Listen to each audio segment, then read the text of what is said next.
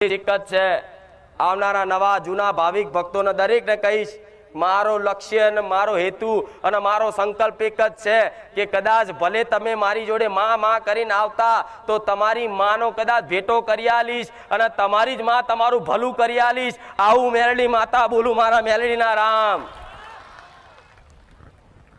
રોજે રોજ એકની એક વાતો જ કહીશ કે દીકરાઓ ચોય ભટકવાની જરૂર નહીં, જાતે ભૂવા તમે જાતે પોતાના જાતના ભૂવા બનો।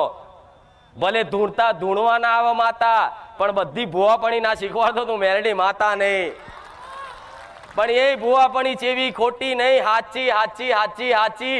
કદાચ મારો એક ભાવિક ભક્ત 500 ભૂવા વચ્ચે બેહી જાય ને તો 500 ભૂવા પાછા પાડું।